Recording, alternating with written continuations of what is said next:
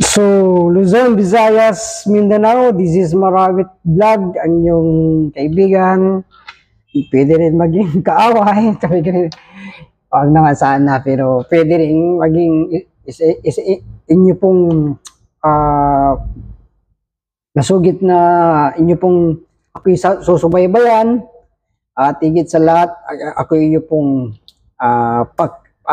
nagtawag dito, pakikinggan at maging maunawain, matalas ang pag-uunawa, at the same time, tayo magkakaintindihan o tayo po ay magkakaisa sa ating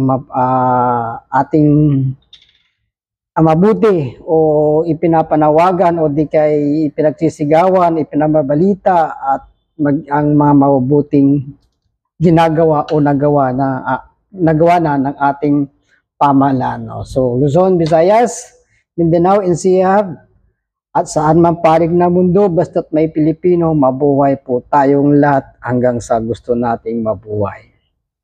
Inom muna ko. Sa aking province na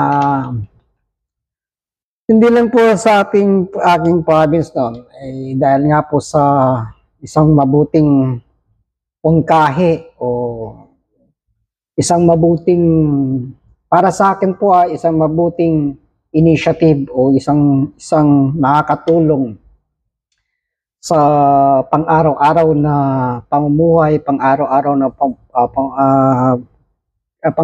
na lagi nating iniisip na yung yung kailangan natin na araw at gabi, yung ilaw o yung kuryente.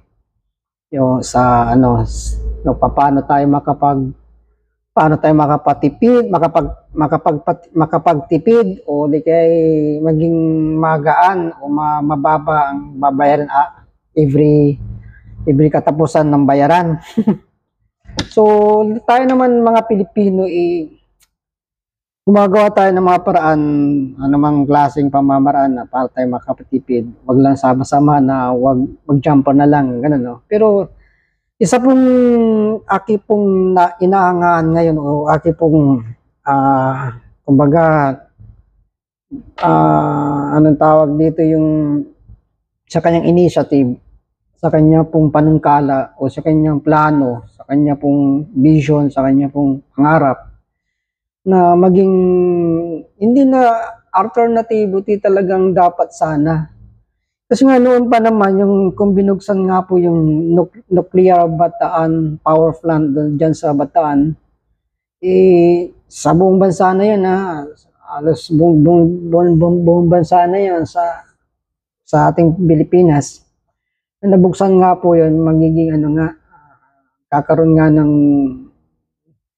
hindi tayo magkakaroon ng shortage ng ng power, ng kuryente, at the same time magkakaroon ng inganyo sa lahat ng mga investor sa mabaling na mundo. So, yun nga po sa munggahi o sa kanyang initiative, sa kanyang iniisip sa paano makatulong o paano makainganyo ng isang protektibo o di kay maunlad na sa kanyang pamamahala, sa kanyang nasasakupan dyan sa Pangasinan, isang representative o congressman na si Mark Cojuangco na at sa kasama niyang mga LGU na kanya nakausap, yung magkaroon nga ng makapagpatayo o maitayo o mayroong magawa na nuclear power plant. O yan yung iniisip niya, kasi nga malaking tulong naman din kasi talaga kung meron tayong pinagkukunan talaga ng sufficiently, talagang doon talaga yung power ng kuryente. Kasi nga hindi sapat kasi nga ng biga shout out diyan sa part ng Pangasinan kung totoo naman talaga laging brownout diyan. Diyos ko. In taga Pangasinan ako, laging brownout dyan. Lalo na nung 980s pa. Tapos 90s, 20s. konting ulan lang na, konting ulan lang, brownout kaagad, konting patay sindi, parang Christmas light yung kuryente. So yun nga po, ayon sa kanyang kanyang iniisip, sa kanyang plano makapagpatayo, mayroon siyang maitayo. Sa kanya pong plano, sa kanya pong ato napakalaking tulong talaga to kung sakali mang maitayo niya na magkaroon ng nuclear power plant dyan sa part ng Pangasinan. Alam po, naman po natin na ang part ng Pangasinan ay malawak na probinsya yan.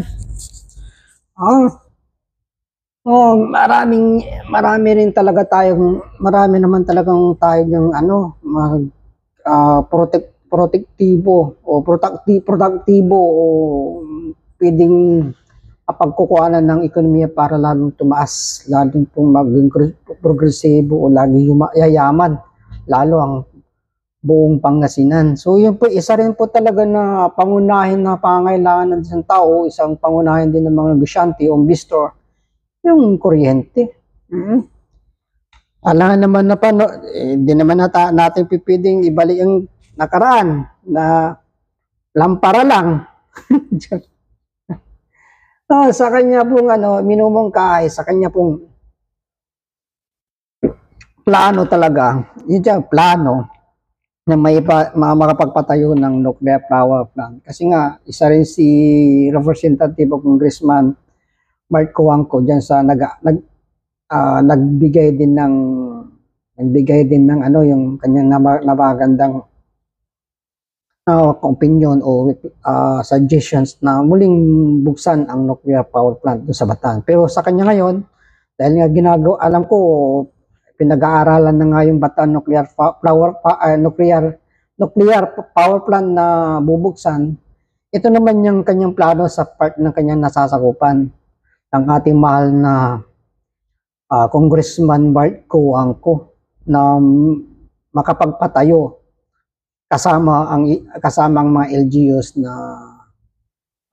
tawag dito na maisakatuparan o na makapagpatayo ng nuclear power plant dyan po sa part ng Labrador. Yan po yung talagang initiative at talagang pinaplano nila yan po sa part po ng Labrador kasi napakalawak po yan ang Labrador, sa mataas din ng lugar dyan. So yung iba naman kasi sinasabi nila na ito yung plano, ang positive thought ng positive na iniisip ng ating congressman dito, yung makapagbigay ng libreng kuryente o di kayo sabi natin na magaan sa lahat ng buong mamamayan ng Pangasinan, na magkaroon tayo ng isang pinagkukunan ng kuryente na ito'y napakahalaga sa sambayan ng Pilipino dyan po sa part ng Pangasinan. So, maganda yung niya. Nga lang kasi, napakaganda yung iniisip niya. Siyempre, hindi na mawawala rin kontra. Yun yung kasi ano bang benepisyo na kung magkaroon po nga tayo ng andyan, yung nuclear power plant na pwedeng makapagbigay ng libreng kuryente. Makapagbigay ng kuryente na sufficiently, saka sustainable, saka continuous na, sabi natin, wala nang brownout yan. In the same time, makakapag-inganyo pa ng maraming mamumuhunan. Siyempre, kung wala naman talagang brownout, wala naman, continuous yan. Sino bang hindi makakapag-inganyo ng mga investor dyan? Siyempre, lalo ng mga yung mga kagaya ng mga SM, mga ganyan, mga mall, mga etc. Hindi lang sa mall, mga tourist spot, pwedeng mga pabrika, pwede pa. Pwede naman tayo makapag-gano dyan sa lawak ng Pangasinan din, sa napakalawak ng lugar dyan, napakalawak ng lupain pa dyan na pwedeng mabigyan o makapagpagawa ng mga pabrika. Alam ko naman diyan sa mayroon ng pabrika rin ng semento diyan, part ng alam ko sa part ng sa La Union. Oo. Pwede naman sana marami pa sanang pwede nga lang mayroon yung pabrika na paggawa ng ng airplane, submarine, charing, mga armas, mga ganun. Diyos ko, hindi, iba't iba naman ng paggawa ng mga iba't ibang kotse, mga ganun, mga pang-araw-araw gawain, mga bike, etc. mga basta mga pabrika na pwedeng pag mayroon na tayong sufficient talagang yung energy talaga, kuryente talaga na hindi napuputol, hindi patay sindi. At murang pa. Siyempre pag meron yan, nakapagpatayo, may plano at na talagang ma-close yan o mapanigan ng mapanigan ng mga sambayan ng Pilipino. Kung gugustuhin ng iba rin. Alam ko naman na sabi naman niya ng mga LGUs, kasama niya na ng ating congressman na si Congressman Mark Coangco. In the same time, sa kanya napakagandang plano, balit hindi pa talaga nawawala yung mga kasi nga isa sa nagiging against o nagiging kontra kung bakit mayroong maayaw o kung bakit ayaw payagan o yung simbahan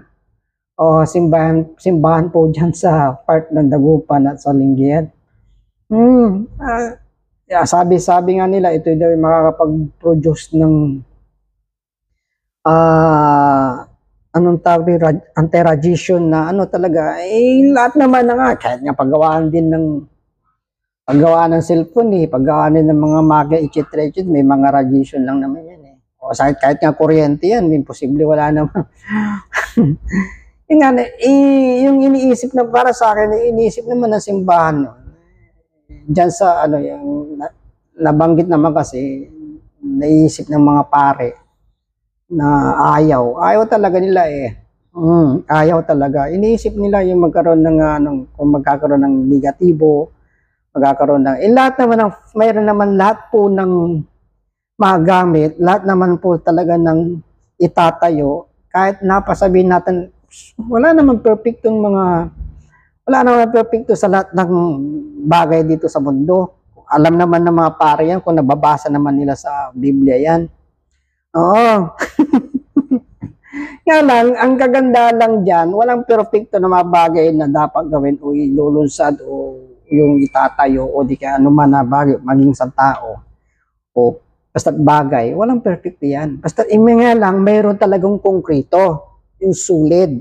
Mayroon po talaga yan. Solid, konkreto, at talagang long lasting talaga na pag-aaralan na hindi basta-basta talagang bibigay. Meron yan. Sa totoo lang. So yun yung plano nga ng ating mahal na congressman. So napapabilib ako kay Congressman Representative Mark Coangco. Iboto niya ulit yan. Meron siyang napakaganda yung initiative niya, napakaganda yung iniisip niya napakaganda talaga kasi nga araw-araw talaga gumagamit tayo ng kuryente, gumagamit na tayo ng kasi nga kung hindi namang halata dyan kahit saan man part ng Pangasinan o sa amin, Bimbales, Simpilco, patay sindi dyan Diyos ko, malmal yung binabayan, patay sindi pa yung konting ulan lang, tapos mga poste, nagsisibagsakan na ayan din sa Dagupan, Lingayen, patay. Posible. Meron naman talaga rin hindi naman talagang minsan talaga nagbabrown dyan. Hindi kahit talaga dito sa Saudi. 24 hours, kahit ilang taon dito, walang brownout dito. Magkaka-brownout dito, pero segundo lang. Hindi, minuto lang. Dyan. Magbibigay pa nga sila ng bukas, part ng Lingayen, magkaka-brownout. Bakit? Ano bang kailangan niya para hindi magka-brownout? Mga pare na ayaw sa nuclear power plant, ako na lang po magsasabi sa inyo, bakit ayaw nyo? Sa lahat po ng mga bansang 31 countries po na mayroon na pong nuclear power plant.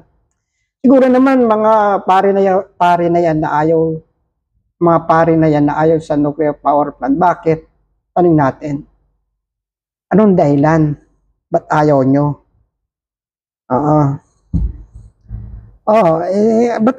Tanong na natin, ba't ayaw nyo? Maraganda naman ang bibigay niyan. Pag nagkaroon talaga meron yan. Pagkaroon talaga. Kasi nga, kahit mag-search po tayo dyan sa, sa Google lang, kung sino-sino o kung saan-saan, anong bansa na mayroon pong nuclear power plant. O na may nabalita na ba tayo na sumabog ang isang bansa na ang sa kadahilanan po ay sa nuclear power plant na bumigay, sumabog at naging natunaw po ang bansa na yon. May nabalita na po ba tayo mga pare? Sa mga inyo pong payag na kung porke daw mayroong anti-radiation, etc. O basahin natin, paparinig natin ba't ayaw ng ng mga pare. Sige lang, ba't commercial? Papakinggan natin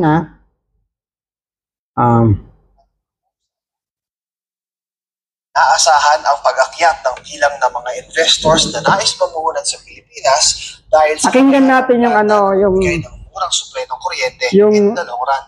Pero ang pakinggan po natin yung pahayag ng mga pare. Yan po sa part ng Lingayen at sa Dagupan. Kung ba't ayaw po nila. Simbahang Katolika ng Metropolitan ng Lingayen, Dagupan, mariing tinututulan ang hakbang na yan. Sa pastoral letter na inilabas nitong weekend, binigyang diin ng simbahan na delikado ang pagtatayo ng nuclear power plant lalo't nasa loob ng Pacific Ring of Fire ang Pilipinas na siyang madalas na tinatamaan ng lindol at mga bagyo. Giit pa ng simbahan, walang ganap na kaligtasan para sa naturang nuclear facility at ang posibilidad ng malaking aksidente ay hindi katumbas ng anumang benepisyo. Pinangangambahan din kasi ng simbahan ang pagkalat ng radioactive chemicals ng planta para sa mga susunod na henerasyon. Bagay na maring kinwestiyon ng kongresista. Git ng kongres. Eto, natin yung kung baga yung anti-radiation o di kay paano yung mga bansa na yun na ito papakinggan din natin may yung against yung yung sinasabi nilang baka magkakaroon ng problema baka ito nga radiation ito na magkaroon ng kasi nga ang bansa po natin ay daanan po ng bagyo, daanan ng lindol, paano yung mga iba? Ang China, ang Amerika, ang France, di ba nadadaanan din ng bagyo, lindol din yan? O ba't meron hanggang ba yung buhay pa rin, marami pa rin buhay? Marami rin pinapakinabangan pa rin nila yung nuclear power plant nila. Yan na lang ang isipin natin. Sa dami-dami po ng bansa na po na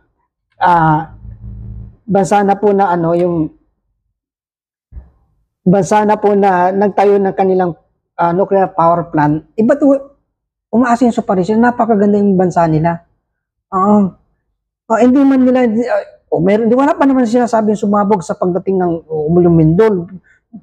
Sumabog ang nuclear power plant nila. Ganun ng China, ganun ng France, ganun din po etc. So, eto, babasahin ko po ang mga, mayroon na pong ayon po sa aking research. Di ba? The country currently using nuclear power plant for electricity and generation dito sa area na to, sa bansa na to. Una, Argentina, Armenian, Belarus, Belgium, Brazil, Bulgaria, Canada, China, Czech Republic, Finland, France, Hungary, India, Iran, Japan. Kagaya din ng Japan. etong utak ng mga pare utak ng mga pare na ayaw. Bagay hindi naman natin kasi nga ayon sa kanilang nalalaman din. Hindi na natin sila pwedeng sisihin. Ayon sa kanalaman nila. Pero sa pag-aaral po talaga, kung ilalawak pa rin pa nila yung kanilang pag-unawa, itong bansa na to, 31 countries na po na mayroong nuclear power plant. Yan, Japan, Mexico, Netherlands, Pakistan, Romania, Russia, Slovenia, South Africa, South Korea, Spain, Sweden, Switzerland, Turkey. Ang Turkey, na talagang malapit na magkaroon ng operation to kasi nga ongoing contraction. At tapos ito sa Ukraine, United Arab Emirates, United Kingdom, United States. So yun saka France. Yung sabihin po na yung bansa na to na 31 countries na gumagamit na po at mayroon na po silang nuclear power plant. Sabihin niyo rin po mga pare na na naman nakakaano rin kasi yung bilang isa kang lingkod, bilang ama na gusto mo talagang yung bayan sabi ang yung bayan ay magkaroon po talaga ng makapaghakot ng mga ekonomista, magkakapaghakot ng mga businessman, mga mamumuhunan sa kanyang nasasakbo. So pag maraming businessman na makikipag negotiation diyan sa bansa ng Pilipinas, diyan sa Pangasinan, lalong maraming trabaho. In the same time, walang kunti magiging mahirap. Kung baka wala nang mahirap, nasa middle na lang. Napakahalaga kasi napakahalaga kasi po yung Sadik. Napakahalaga kasi po yung power, yung kuryente. Kahit saan man paling na mundo, kailangan natin ng kuryente para maging produktibo o maging malakas ang ekonomiya ng bawat bansa. So itong 31 bansa na gumagamit na po ng nuclear power plant. Tayo lang tayo nga ng Pilipinas na patapos reklamo tayo sa laging brown out, laging yung etc. Mahirap ang bansang Pilipinas, etc. Tapos ayaw nyo. Di naman ako nakikipag-away, ko lang kasi nga napakaganda yung ng kongresista po natin diyan sa Pangasinan. Napakaganda yung plano niya, napakaganda yung niya, hindi sa lahat ng bagay. Kahit nga si cellphone sumasabog din yan sana hindi na tayo gumagamit ng cellphone. Kahit nga electric fan, aircon, TV, tumasabog din yan Kahit kotse, sumasabog din yan pag nabangga. Lahat naman ng bagay talaga. Lahat naman ng bagay talaga. Anong klase electric, etc. O gasol, etc. Ayaman talagang panahon. Ayon naman talaga nasusulat sa Biblia. Mayroong panahon, napapanahon, at mayroon talagang nga lang, binigay din sa atin ng Diyos ng karunungan, kaalaman para makapagsagawa ng mga bagay na pang-araw-araw na kailangan. Sa panahon hanggang ngayon, talagang iisa lang naman talagang ng Biblia. Darating talaga mga bagay na hindi naman natin naasahan. Meron talagang pag tagsibo, tag-init, tag-araw, hindi na. Pero yun nga yung sinasabi natin na yung ayaw natin. Yung para sumabog o magkaroon ng negatibo. Lahat mayroong negatibo. Nga lang, sa pag-aaral, mayroong pong solusyon at mayroong pong talagang paghahanda. Yan ang dapat lang gawin. Kung wala rin, tatayo ka ng nuclear power plant, kung wala ka ng paghahanda, wala ka naman safety etc. Di ba? Huwag ka naman pagtayo kung wala kang ganon. Hindi naman bubo siguro yun si hindi naman bobo yan si si ating congressman diyan. Isa din po siyang ano bang niya? Na isa po siyang ano bang tawag dito? Supporter ni Representative Mark Cojuangco, Chairman House Special Committee on Nuclear Energy. So, rin si, bias. Sabi ko siguro, mabiyas talaga na rin siya. Nabiyas siya kasi nga, isa rin siya na magkahiron sa nuclear power plant dun sa Bata na talagang pwedeng buksan. At sa kanya rin pag-aaral, nuclear energy ang kanyang expert. So, alam niya. So, ipagkatiwala mo, ipagkatiwala ng mga simbahan na ayaw dyan po sa part ng Lingayen na Dagupan na titingnan natin pag-aralan. Yung mga negatibo na kahit anong bagay, mayroon talagang negatibo talaga. Ngunit na pag-aaralan. Yung long lasting na papakinabangan. Tuloy nga ng San Juan de Cubes hanggang ngayon, sa dami-dami ng pwedeng naman bumagsak yan sa kaagad kung walang pag-aaral, walang konkreto. Okay, kita nyo yung diyan sa Santa Maria El Sabila, Calabagan Sur, ay bumigay it's commercial. Pero yun nga, ayon po sa pag-aaral ng ating representative Mark Cojuangco na ating mahal na congressman, sa kanyang plano, sa kanya pong iniisip na napakalaki talagang maidudulot pagdating sa pag-angat ng ekonomiya ng Pangasinan, magtayo ng nuclear power plant. Pero hindi pa man natatapos ang debate, ay isa pang nuclear power plant naman sa Labrador, Pangasinan ang nais ipatayo ng LGU na kanilang pagkukunan ng libreng supply ng kuryente. Suportado ni House Special Committee on Nuclear Energy Pangasinan 2nd District Representative Mark Cojuangco ang hakbang paraan niya naman sa mas murang paghuhugutan ng supply ng kuryente sa buong bansa. Kung maaaprubahan ang proposal ayon sa kongresista, ay inaasahan ang pag-akyat ng bilang ng mga investors na nais mamuhunan sa Pilipinas dahil sa kakayahan ng planta na magbigay ng murang supply ng kuryente in the long run. Pero ang Simbahang Katolika ng Metropolitan ng Lingayen, Dagupan, marihing tinututulan ang hakbang na yan. Sa pastoral letter na inilabas nitong weekend, binigyang diin ng simbahan na delikado ang pagtatayo ng nuclear power plant lalo't nasa loob ng Pacific Ring of Fire ang Pilipinas na siyang madalas na tinatamaan ng lindol at mga bagyo. Giit pa ng simbahan, walang ganap na kaligtasan para sa naturang nuclear facility at ang posibilidad ng malaking aksidente ay hindi katumbas ng anumang benepisyo. Pinangangambahan din kasi ng simbahan ang pagkalat ng radioactive chemicals ng planta para sa wala naman talagang kaligtasan. Wala naman safety. Sa dito sa lupa. Lahat naman tayo pwede putukan ng bulkan, putukan ng ngayon, kahit saan man tayo na mundo.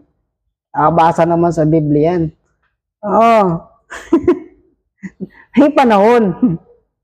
At hindi nyo alam ang panahon. Yan lang kasi nga, meron lang talaga paghahanda. Paghahanda. Yung sinasabi nila na pwedeng magkaroon ng ganito kasi daanan po tayo ng bagyo at lindol. Paano yung mga 31 countries na gumagamit nga po ng nuclear power plant? Bakit buhay pa rin yung bansa nila? At buo pa rin ang kanilang bansa? So kakulangan pa talaga ng ng kanilang pag-unawa. Kakulangan din po ng kanilang pag-aaral o kakulangan din po talaga ng yung pagbibigay ng kanilang yung dulot kung ano may dudulot niya sa positibong pananaw sa ekonomiya ng pangailangan ng mamayang bayanan ng Pangasinan. So para sa akin lang po. Para kung sakaling matuluyan, malaking benepisyo ang may bibigay niyan sa buong Pangasinan. Sa buong Pangasinan, malaking may bibigay niya yan. Trabaho lang, siyempre dagdag ko rin mga ano yung mga businessman, mga negosyante. Oo. Hindi, siyempre magkakaroon din marami rin mga trabaho yan. Maraming may dudulot yan. Ngayon lang yung sinasabi nila sa pagsabog, i-treat kasi daanan tayo ng bagyo, tapos Lindon, maraming bansa na po na mayroon nuclear power plant. So isipin na lang nila yon. At palawagan pa nila yung isipan nila yung mga pare na yon. Oo. Nawa, the same time, kung kaligtasan na sinasabi nila, kahit nga na natutulog nga lang kayo natutulog nga tayo sabi ko na natutulog po tayo o kaya nga pagbaba natin ng bahay kung nadulas ka. Bakit ba't nandiyan ka? Kaligtasan walang safety o walang safety. Walang talagang talaga sa abang tayo nabubuhay sa mundo na walang kasigurudan ang buhay natin dito sa mundo. Oo. Walang kasigurudan lahat tayo mamamatay. Lahat tayo ay pwedeng madisgrasya. Lahat naman tayo ay mamamatay sa magandang kamatayan. Mayroon naman namamatay sa disgrasya. Mayroon naman sumasabog. Mayroon nababaril. May kanya-kanya tayong mga Subalit yung sinasabing kaligtasan ng kaligtasan ng mga pare. Walang kaligtasan mundo. Sabi nga ng walang kaligtasan, nasa kay Kristo Jesus lang. At mga pare pa naman sila Ang kaligtasan lang talaga na kay Kristo Jesus. Kung pinahintulot ng Panginoon na sasabog yan, immediately sasabog yan. Nga lang kasi sa pag-aaral ngayon, kasi nga sabi nga ng Panginoon, sabi nga na sa kailangan pag-aralan, kailangan may pag-aaral, pagpaplano, etc. Ginakasyan din ng Panginoon yan na masulit. Kasi pag maganda maganda yung plano niyan, maganda yung ginamit hindi basta-basta sasabog yan at hindi basta-basta masisira yan. Kaya binigyan tayo ng kaalaman ng Diyos Alam naman ng pare mga yan. May kanya-kanya tayong mga karunungan. May kanya-kanya tayong binigyan ng Diyos na karunungan at kaalaman. May kanya-kanya tayong binigyan ng Diyos ng talento. At kanya-kanya ng mga posibilidad na ibahagi natin o ipagamit natin sa ating mga pamayanan. Mga engineer, nuclear, kagaya ni Kuwangko, Congressman kagaya ni Congressman Mark Kuwangko, isa po siyang nuclear energy. So, kabisado niya yan kung kahit nung oras na pagputok ng pinangagabahan din natin yung pagputok ng bulkan, lava, bakit sa Japan? Wala rin bang bundok doon? Hindi ba nagkakaroon din ng lindol doon? Hindi ba rin nagkakaroon ng tsunami doon? Bakit buhay pa rin nuclear power plant nila? Kasi yun po. So yun ang aking opinion, ang aking komento at aking suggestion sa mga paring ayaw sa nuclear power plant na sa negative side na. Pero pag-iisipin naman natin yung positive side niyan, maganda, may dudulot niyan.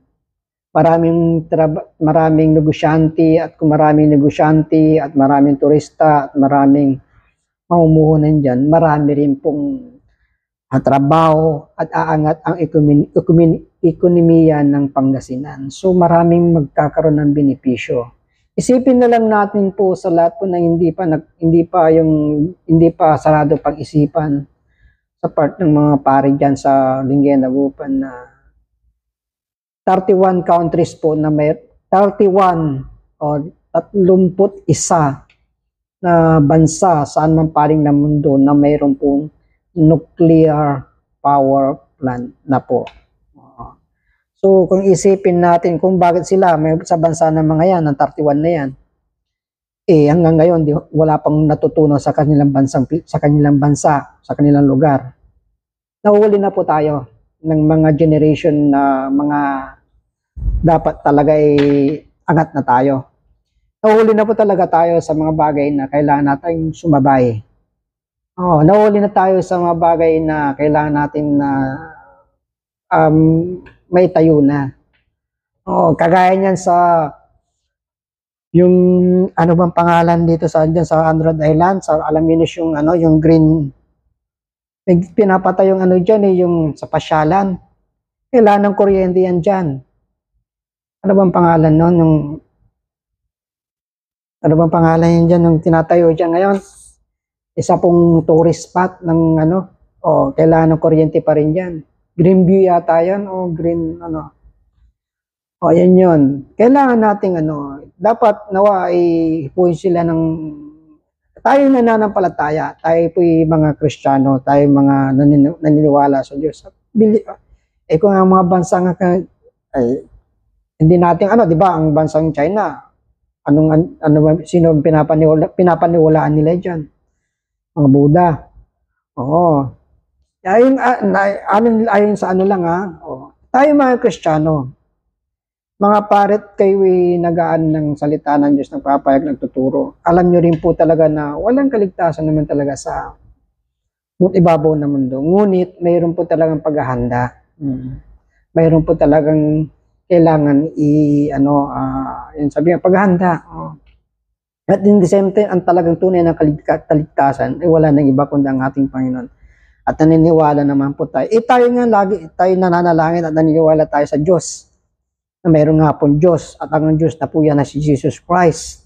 At mayroong kasama at God the Father, the Son, and the Holy Spirit.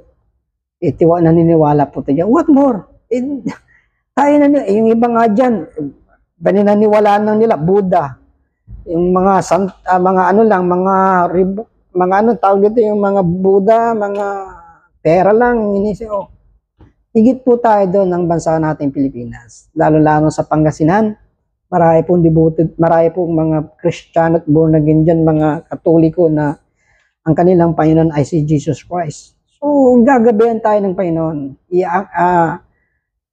Tawag dito, tutulungan tayo ng Panginoon. Kung yung mga ibang bansa nga napamuhayan na nila ng kay tagal-tagal ng dekada na kanilang nuclear power plant. What more pa tayo? Tayo na po yung nahuli. Kaya sa lahat po ng mga pari po dyan sa Lingayen Dagupan, tawag dito, pag-aralan, pag-isipan at intindihin, unawain at maging bukas ang kaisipan, maging bukas din ang puso. Kasi para sa akin talaga, malaking tulong talaga yan. Nahuli na po tayo, nahuli na tayo sa mga bagay na pwede nating pakuha ng talaga pwede nating yung makamura ng kuryente na mapababa ng bayarin. O kung sana nga wala nang bayarin, libre na lang. Sana lalo na sinabi ni Senador Marcolita na pag hindi aakyat o hindi lalagpas to o hindi lalagpas o hindi tataas o hindi mo maano yung 2,000 libre. So sabi niya yan libre yun. Kay Senator Marcolita so ba't napasok si Senator Marcolita? So yun po sa mga part po ng Pangasinan ng aking mahal ng bayan ko.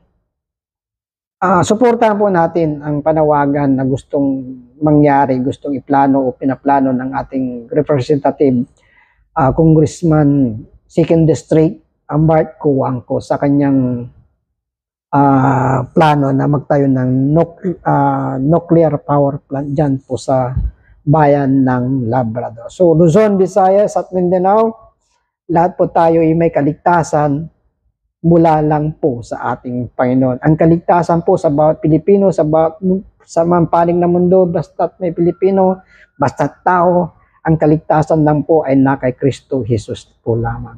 Lahat ng po ng bagay, pagdating ng panahon, ito'y matutunaw at magugunaw. At paniniwalaan din pa ng mga pariyan. Dahil balang araw, may panahon at darating ang panahon na magugunaw ang mundo.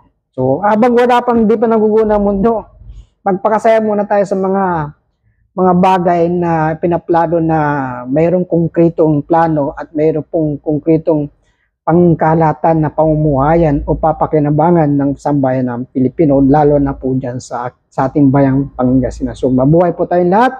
This is Mohammed Vlog, ang yung pong vloggers na nabubulol-bulol at vloggers na nagpre-pretend lang at vloggers na meron naman talaga kay papaano may mapupulot po kayo sa akin.